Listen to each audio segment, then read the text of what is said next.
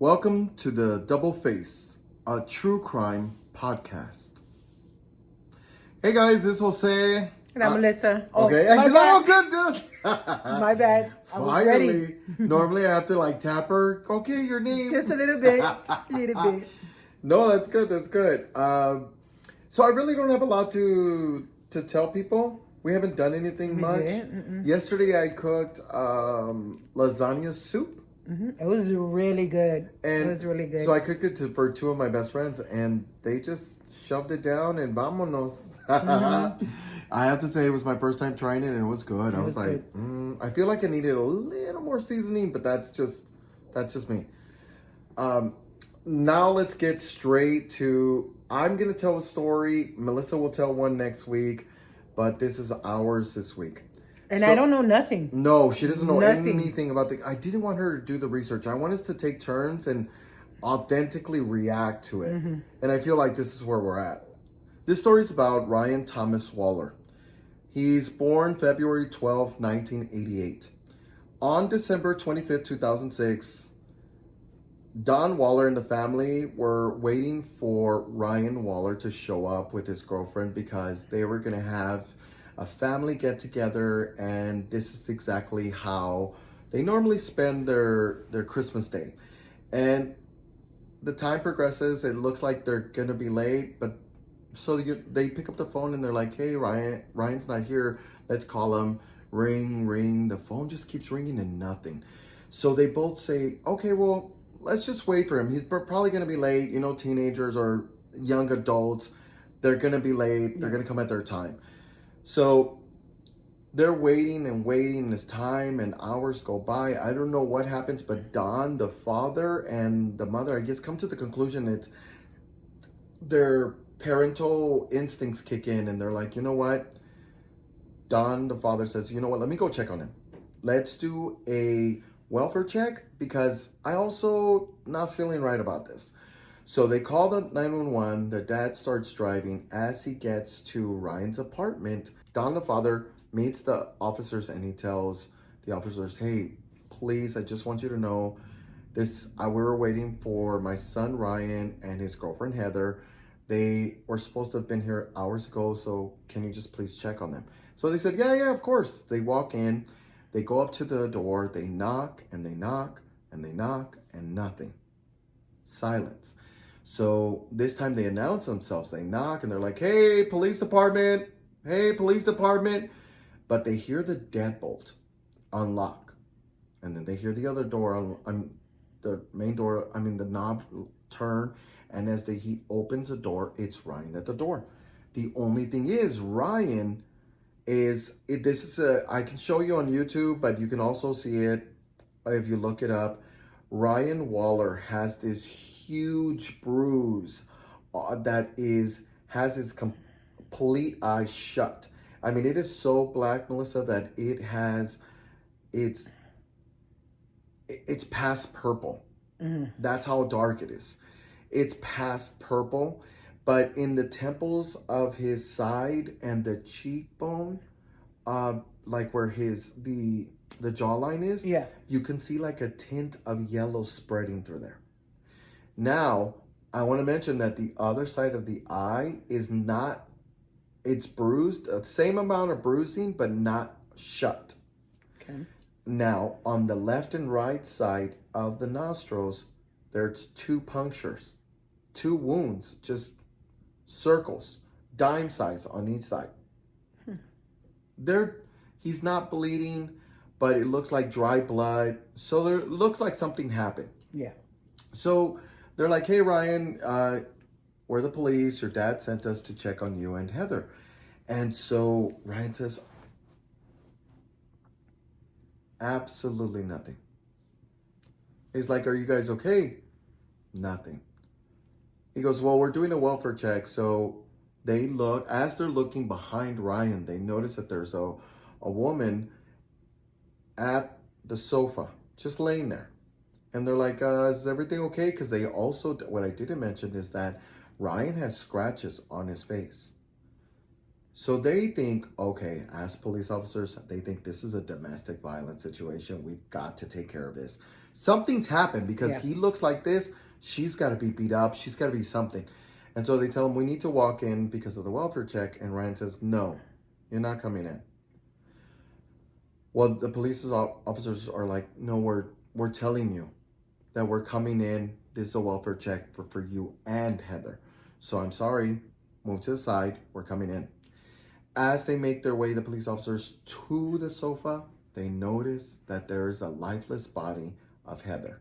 They don't really know if it's Heather just yet, but they're assuming it's Heather. She is dead and past the point of survival. Her body is pretty bad. Damn.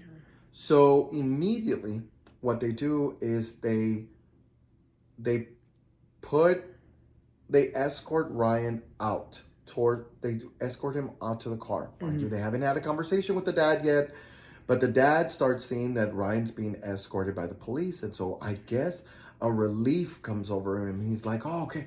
Oh, my son's alive. Good. As any parent would. But then he starts realizing that his son is bruised on both eyes and has the wounds. And so he doesn't know what to make of it. Mind you, they sit Ryan for about 3 hours in the back seat of a police officer car. In the back seat of the car. Yeah. And while they're doing the 3 hours investigation, they're kind of like, let's call an ambulance because we need to know, is she okay? Is she going to be okay? So they get the ambulance and they get the paramedics to walk in to the house. The paramedics look at her and they're like, sorry. She is past the point of survival. She's dead. I want to mention this. They at not one point, all those 3 hours that he was sitting in the back seat, they never check on him. They don't. They just let him sit back there while they're investigating what happened, right? So, of course, police make their way all the way back to the car and they're like, Ryan, what happened? And this is where Ryan starts almost toying with him. So it seems. Mm-hmm. They ask him questions and they're like, Ryan, what happened? And he's like, huh? And he's like, what happened to the bruises in your face? And he's like, who's the woman in the house? And he's like, is that your girlfriend, Heather? The police asked. Oh, they're asking questions, right? Mm-hmm. Is that your girlfriend in the car? And there, and he's like, oh, I don't know. So confusing. It is so confusing, right? What do you mean you don't know the woman that's laying there dead with her lifeless body? You don't know who it is? You don't know where you got those scratches from? It seems to get, this is the point where you're going to start getting a little irritated, confused, and I'm sorry, that's the truth. Once we get to the interrogation, it's going to get worse. Stick with me because I swear there's an ending to this. Because there's an ending. I know because normally we don't have sometimes an ending to like what happened or what's going to become of it. Yeah. But this one we do. Okay. So they start asking him questions and all Ryan could say is, I'm sleepy. What's next is that he becomes almost irritated with the line of questioning. So it looks like red flags to them immediately. Because they're looking at this situation, the police officers are looking at it as a domestic violence. Mm-hmm. They're like, she's dead.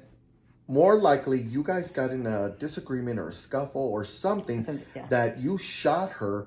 Mm-hmm. And now we're in the situation where you don't want to answer any questions. We've seen this in other episodes where they act like they don't know anything. They play dumb. They have amnesia. All the good stuff that everyone always does. Well, he seems to almost repeat the same pattern. So finally they say, okay, after 3 hours of sitting in the back of the car, they're like, let's get him back to the interrogation room. Let's take him to the police station. Let's start asking questions because we need answers. So finally they get into the interrogation room and they open the door and they just let Ryan in. He's not handcuffed. They just letting him. When he walks into the interrogation room, which is, you can see on YouTube, the full hour, 1 hour only of the interrogation, is you can see that he walks in with this hazmat suit, a jumpsuit, a white jumpsuit.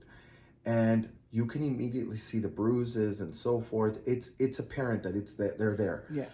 Well, there's a very little table, two chairs, one for the interrogator and one for Ryan at this point. Yeah. And so Ryan kind of just sits down, and as soon as he sits down, he's like, "Oh." And then he's like, "Okay." And then he's like fiddling with the chair. He sees handcuffs dangling from the table, and he grabs a handcuff, and he's like looking at it, toying with the handcuff, and he's maneuvering into his arm like a bracelet, like you would do a bracelet. Well, he gets it to the wrist and clamps it. So he arrests himself in the interrogation room. Which I was looking at that and I was like, ay Dios, come on. This is just getting weirder and weirder. Well, finally the interrogation begins by the Phoenix police, and they start asking. A guy walks in and he does the typical, "Hey, what's your name? Is this your social security?" Yes, great. He reads the Miranda rights to him, and he asked Ryan, "Do you understand?" And Ryan says, "Yes." Okay, so we're off to a pretty good start. You know who you are. Let's move on with the questionings. The detective asks, "Do you know why you're down here?" And Ryan responds and shrugs, "No." And the officers then reads.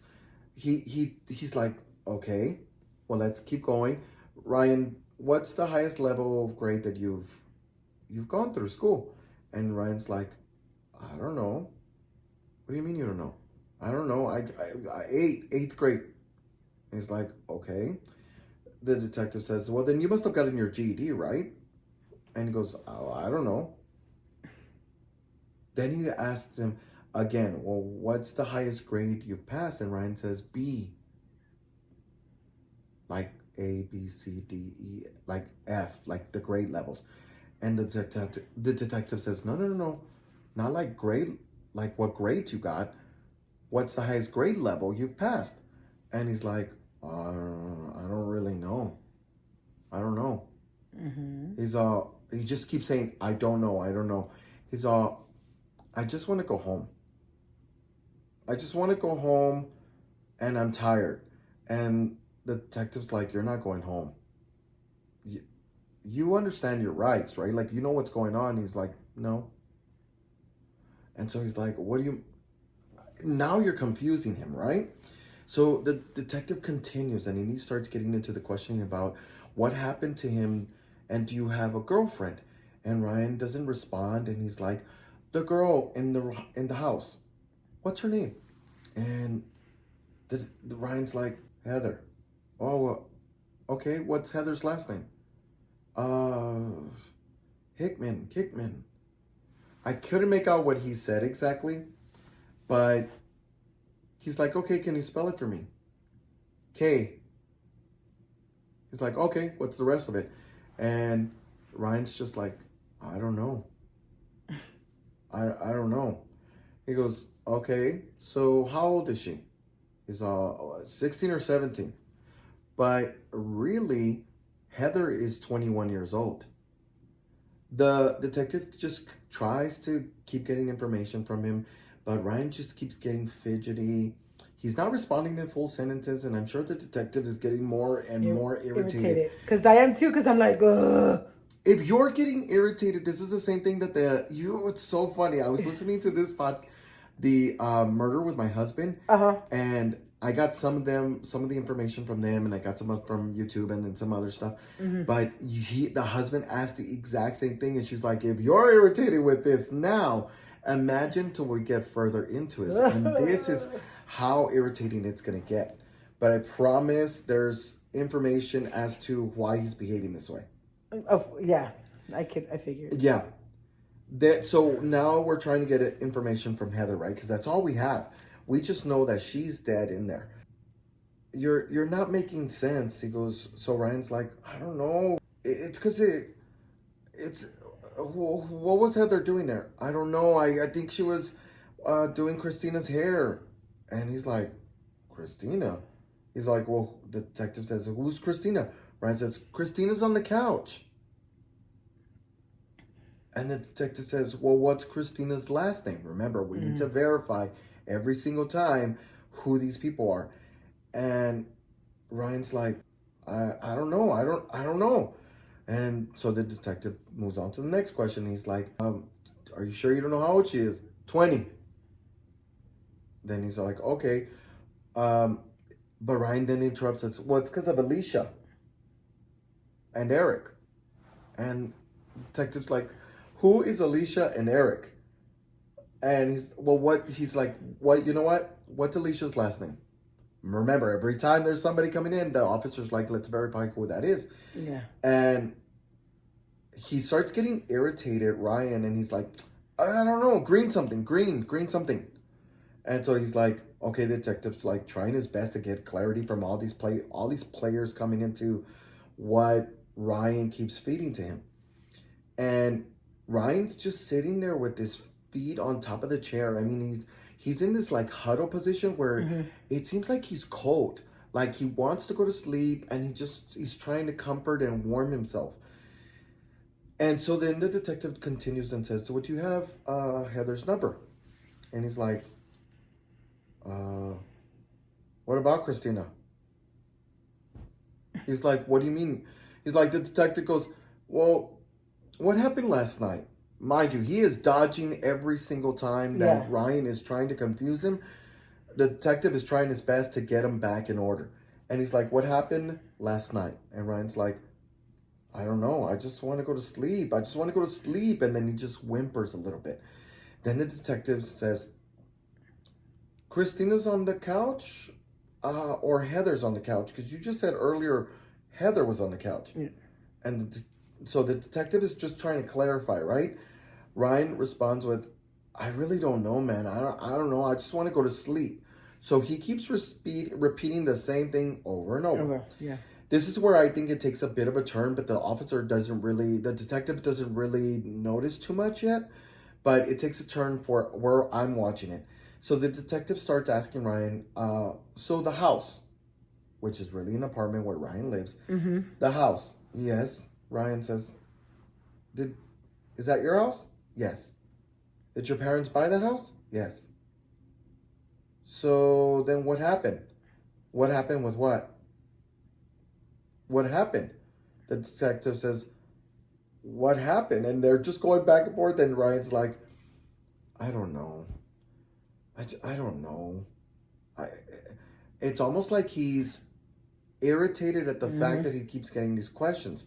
So Ryan's just like, please, let me just go to sleep. And the detective keeps reminding him, you are not going to sleep. Let's clarify, who is Eric's girlfriend? And he says Heather. And Alicia's the girl that lives in the house. He says, what about her? And Ryan says, what about her? Like, what does she have to do anything with the questioning? It's almost like the questions that he's tossing, the detective is tossing to Ryan. Ryan seems to really fumble with it. And I've never seen an interrogation like this where it seems to almost like Ryan is controlling this. And it looks like you're not getting anywhere with him. So they're going back and forth. Who's Alicia? Who's Heather? What happened? For the most part, where's Ryan? And Ryan's like, look, man, I don't know what to tell you. Heather. And they're like, well, yes, what about Heather? Well, it's because, and then I guess the detective finds that he's like, you know what, I could use Heather. And he goes, you know, Heather's dead. And he's like, Ryan says, Heather? She's dead? And he's like, yeah, she's dead. And he goes, what happened? And the detective goes, I don't know. You tell me what happened. Yeah. And he goes, so Ryan says, the girl on the couch? is dead. It's almost like he's processing it. Well, these people, and then Ryan says, well, these people came over with the machine and then a bow and darts, and Heather was there, and it was me and Heather, and then Richie and his dad tried to break in, and so the detective's like, wait, who is that? And he's like, I don't know. He used to live there. So Richie hit you, the detective says. Yes, I don't know why, Ryan says. Then he hit me with the revolver, and the detective, whoa, wait. You just said he hit you with a bow and arrow. Now there's a revolver a part of this? And Ryan's like, it's because he shot us both. One thing that we don't, like, Ryan has not stated anything. Mm-hmm. He hasn't stated that he got shot. Mm-hmm. All he's saying is that they're going back and forth, not making sense. So he's like, no, it's because we got shot. So the detective's like, okay, where did he shoot you? He's all, in my eye. He's like, there's no way you got shot in the eye. He's all, yes, you did. Yes, he did. He goes, Ryan, there's no way. He goes, why? He goes, because you wouldn't be here right now. You would be dead. And Ryan's like, how do you know? I mean, it's a valid question, right? So they're playing like a tennis match over and over. So all he repeats is, I want to go to bed. So the detective just continues. And he's like almost getting irritated. Yeah. At this point, he's like, you know what? I'm just going to keep asking Ryan. Even though repeats himself, I'm going to keep asking questions. So he asked him, what happened on Christmas Day? Did they break into your house, or what happened? Who let them in? He goes, I let them in, Ryan says. They started shooting at the house. And the detective's like, who shot at the house? And he's like, well, Richie and his dad. And he's like, well, what do you mean? So why is Richie and his dad shooting at you? I don't know, man. I don't know, man. But I don't know. And he's like, okay, where did he shoot you? And he's like, he shot me in my eyeball, in my eye. He goes, but then he tried to put the sleep on me, and then he shot me. He goes, well, the detective's like, so what happened to Heather? Who shot Heather? He's all, they did. Well, Richie did. Well, they shot Heather. And he's like, well, then what happened next? And it happens to be that Ryan's like, I don't know. He goes, he shot me in my eye. He goes, so they shot her afterwards, so I don't know what happened. Yeah. And so he's like, so it's not making sense. And it's not at all, right? It almost seems like I'm making this story up and it makes no sense. So the detective says, why didn't you call 911? I don't know. Oh, the knows. I know. Did you see that she was alive? Ryan says, she was asleep. So the detective says, wait, you saw that she was asleep. You woke up. You knew that they shot you and then her, and you didn't call 911? And he's like, no. And he says, tell me the story again. How and why are they coming into the house? Why are they shooting at you? Mm-hmm. I don't know. And he goes, so what happened? I opened the door and they tried to, they shot me. And then they went to Heather and shot her. And so he is finally kind of almost speaking in sentences, mm-hmm. but it's still not coming together. No, it's not coming together, but there is a repetition. Mm-hmm. So the detective's like, well, okay, let's talk about Richie. Who's Richie? Richie lived there. Okay, how long did he live there? I don't know. Okay, so why is he shooting at you? I don't know. Well, Richie and the dad came in? Yeah. Who let him in? I did. So they're repeating the same story over and over and over. So the detective is just trying to make peace of everything, like trying to put these pieces together, right? Yeah. And so he's like, well, so who's Ashley? Ashley's Richie's dad's daughter. Okay. Is it Heather's? No. Yes. No. Ashley is Richie's dad's daughter. Why wouldn't you just say Richie's sister? Right? Yeah.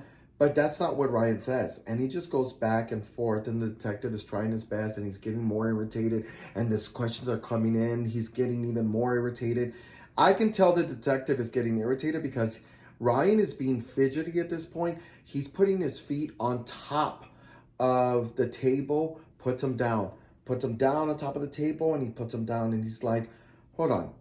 The detective's like, put your foot down. Yeah. Put your feet down. Don't put your feet on my table. Almost, that's where the douchey part comes out. Put your feet on my table. He's just trying to be comfortable. I would be like, put your whatever you gotta do. Do flips, maromas, however they say it. Maromas. Do something. Hey, you need a flip, a trick. I don't care as long as you're talking. Telling me, yeah. Exactly. Telling Who me cares? Don't focus on the damn table. But I could see that's where he's getting irritated. Yeah. So, as they're waiting and as they're realizing, the detective finally, Melissa. Sorry. The detective almost starts realizing, he goes, so you mean to tell me you got shot in the eye? And he's like, yes, I got shot in the eye. And I don't know what happens, but I'm telling you something happened where the officer leans forward, puts his hand on top of Ryan's head, and the moment that he touches his head, mind you, he's not like forcefully, he just laid his hand on top of Ryan's head. Ryan says, "Oh, my head. Oh, it hurts." It's almost like he realized, oh shit, this might be true. He tells Ryan, "Let me see, turn your face." And now he's starting to realize these wounds might be enter and exit wounds from a gunshot. So maybe he is telling the truth. And maybe the reason his eye is shut is because there's a bullet. And this is why he starts saying, makes total sense. right? Yes. So it also makes sense as to why he's jumbling the words and isn't making sense. And so the detective lets go of his head. Ryan sits back towards the seat. The detective then folds his notes, grabs it, and says, "Hey, I'll be right back." Walks outside. It takes a few minutes. I had to forward the YouTube video. Yeah. But moments later, the detective, with a completely different tone, walks in and says, "Hey, Ryan, so the police, the fire department's coming, and they're gonna check on you, okay? And so more likely you're gonna go to the hospital." And Ryan's like, "No, I want to go home. I don't want to go to the hospital." He's like, "No, we have to check your head. Yeah. We have to check your exit. We have to check your wounds." He's like, "So no. And Ryan puts his head down in between that, comes back up, and he's like, but in between that time, yeah, the detective still pries. "So tell me again, who is Richie?" And he's like, "Did Richie shoot you?" "Yeah, yes. Yes. Richie and the dad came in and shot me and shot Heather." Well, finally, the fire department makes their way inside. And as soon as they walk in, it's 3 guys ready to go. Yeah. And why they start asking him questions, I don't know what. They're already at the police station. You're not a police officer. Don't ask these questions. Firefighters. These firemen are asking questions to Ryan when the officer should have said, get him to the ambulance. As soon as the ambulance gets here, get him back on that ambulance. Yeah. Take his ass to the hospital. Stop asking questions. Do whatever you got to do, but don't ask questions. Yeah, we need to figure out what's going on. Don't ask questions about what happened last night. That's none of your business. Just do what you're supposed to be here for. The vitals and all of that. So they do the vitals. They check his blood pressure. And it's weird Mind you, Ryan's all over the place. Yes. The firemen take out the blood pressure. You know that strap. Well, Ryan pulls up his shirt. Mind you, that instinctually tells you that that part of the brain is working that realizes what that's for. So they put the blood pressure on him, and they find out that he's 124/70. So, which is considered like high blood pressure.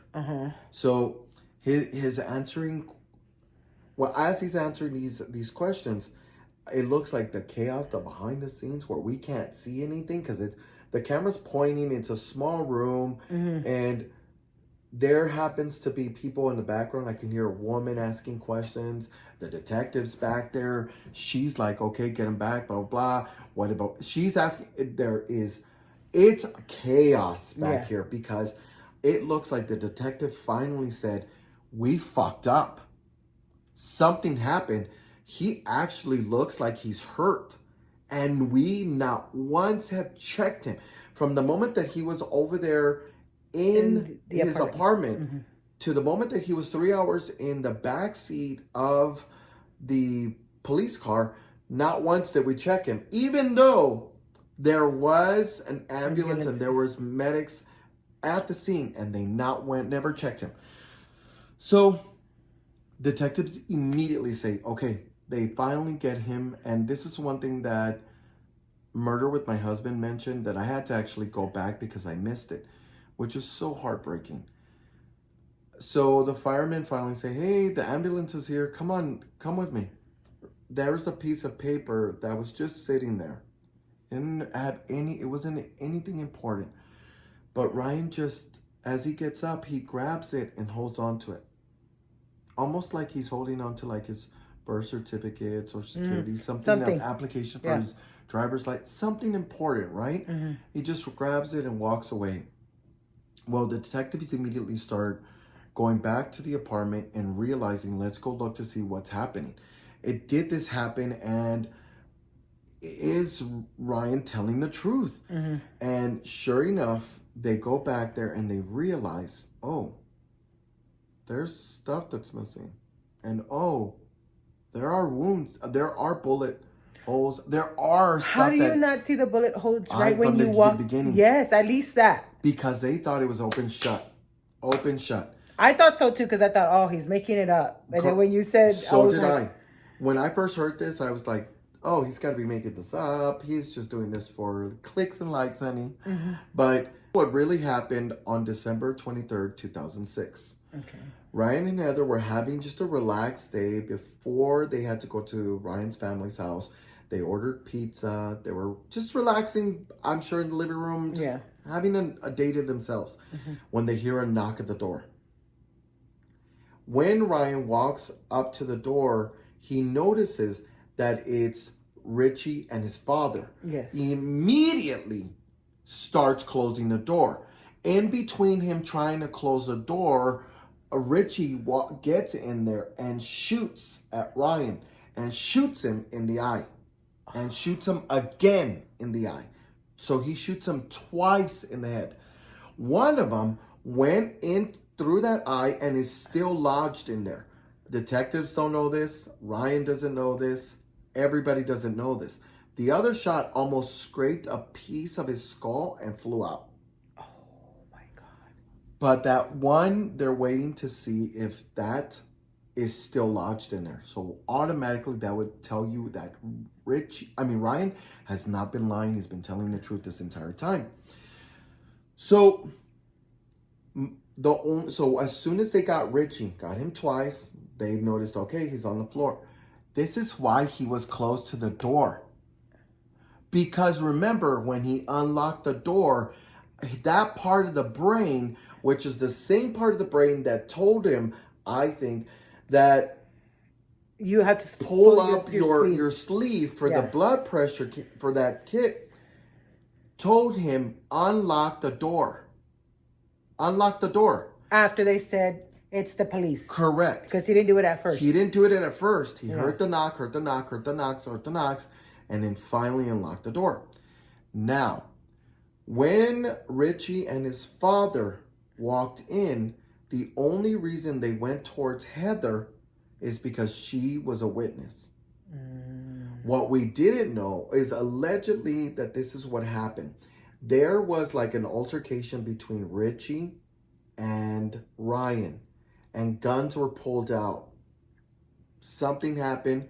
Ryan has his own gun, took it out. Whatever happened, and this is how Richie and his dad were gonna get him back.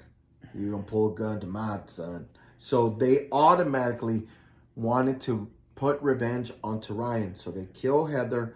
They take a laptop, and then they take weapons. They say weapons, but I'm assuming it's gonna be the guns and stuff that has to do with something like that. So that's so sad. It is sad. So immediately they go, and Richie Carver was sentenced to a natural life. Do you know what that means?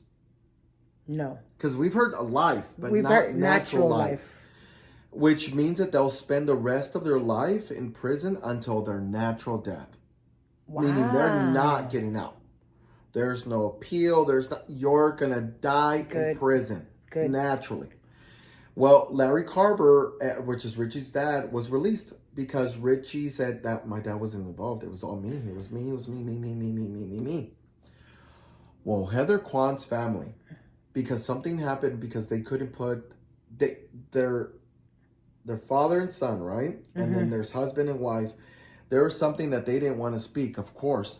So Heather's family then appealed to the Arizona legislation, and it's now called Heather's Law, which revokes the marital privilege law, which means that there's an exception to the privilege if one spouse voluntarily provides cops with information about the other spouse involvement in a serious crime. Okay. So they then go back and re-indict Larry Carver, and he also gets a life sentence in 2011. Good. Yes. Good. And so that felt almost like everything that Ryan had worked hard to stay alive and keep doing this, there was some type of a peace for the family, right? Like, we at least got to see them go to prison, and they're paying the price. Well, Ryan, at the age of 28, because I wanted to mention that Ryan did go to surgery. He was removed like a section of his brain. He had shattered his eye socket. There was swelling, there was bleeding, there was bone fragments in the brain. They removed both eyes. They said one, but allegedly it was both. But I'm assuming it was both because he was blind. Yeah, because it was both. Yeah, because one was completely shut and the other one was about to. Correct. And so at the age of 28, due to his constant seizures, Ryan passed away at the age, and on January 21st, 2016. I'm sorry. It's sad because my mind went straight to you're lying.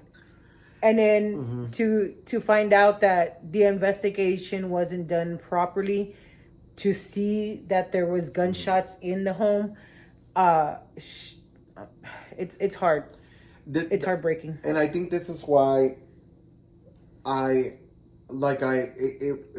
tears me up, because it breaks my heart to know that Ryan had to go through all this just to make sure that Heather's name and his name survived in some way, and that the killers go to jail and did whatever.